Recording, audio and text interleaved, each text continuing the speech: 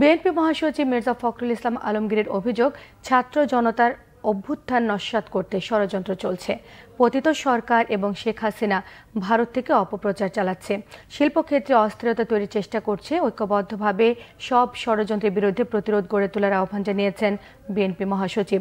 খালেদা জিয়াকে কারাগারে নেওয়ার পর বিএসএমএমইউতে সঠিক চিকিৎসা দেওয়া হয়নি, সেজন্য তার শারীরিক অবস্থার এই অবনতি হয়েছে বলে জানিয়েছেন তার চিকিৎসক doctor AZM Zahid Hossain. Report করছেন সিকান্দার রেমান। 14 সেপ্টেম্বর শহীদ মিনারে সমাবেশ এবং 15 সেপ্টেম্বর গণতন্ত্র দিবস উপলক্ষে নয়াপল্টনে সমাবেশ সফল করতে বিএনপির সমন্বয় সভা শেষে সাংবাদিকদের সাথে কথা বলেন দলের মহাসচিব মির্জা ফখরুল ইসলাম আলমগীর। তিনি বলেন, প্রধান উপদেষ্টার জাতির উদ্দেশ্যে দেয়া ভাষণে যে সংস্কারের কথা বলা হয়েছে তা দ্রুত শেষ করে অন্তর্বর্তীকালীন সরকারকে নির্বাচনের দিকে যেতে হবে। গণতন্ত্রের কোনো বিকল্প নেই।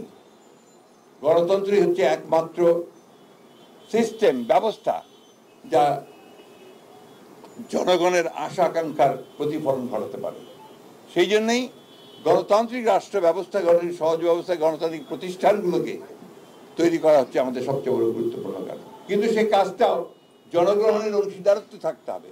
বিএনপি মহাসচিব অভিযোগ করেন, ছাত্র জনতার অভ্যুত্থান নস্যাৎ করতে ষড়যন্ত্র চলছে। ঐক্যবদ্ধ হয়ে সব ষড়যন্ত্রের বিরুদ্ধে প্রতিরোধ গড়ে তোলার আহ্বান জানান তিনি।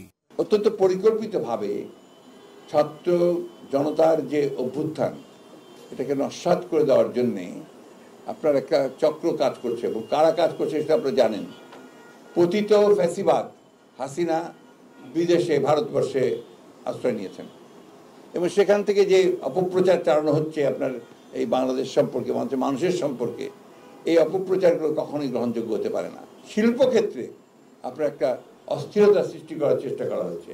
আপনাদের মাধ্যমে আমি অনুরোধ জানাবো যে সমগ্র বাংলাদেশের যারা দেশপ্রেমিক মানুষ আছেন, তারা সবাই একযোগে ঐক্যবদ্ধ হয়ে এই ধরনের প্রবণতাকে তারা নস্যাৎ করে দেবেন এবং তার প্রতিরোধ গড়ে তুলবেন।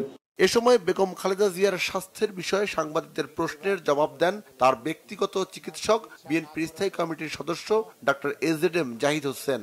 শারীরিকভাবে উনি একটু সুস্থ হলে ওনাকে যত দ্রুত বাইরে নেওয়ার যে চেষ্টা, একটা উন্নত সেন্টারে ফলো আপের জন্য, কারণ ওনার এমন কিছু রোগের সৃষ্টি হয়েছে যেগুলি সত্যিকার অর্থে বাইরের আধুনিক সেন্টারে নিয়ে দেখানো ছাড়া এবং তাদের ওপিনিয়ন নেওয়া ছাড়া আর কোনো জ্ঞাতন্তর নাই।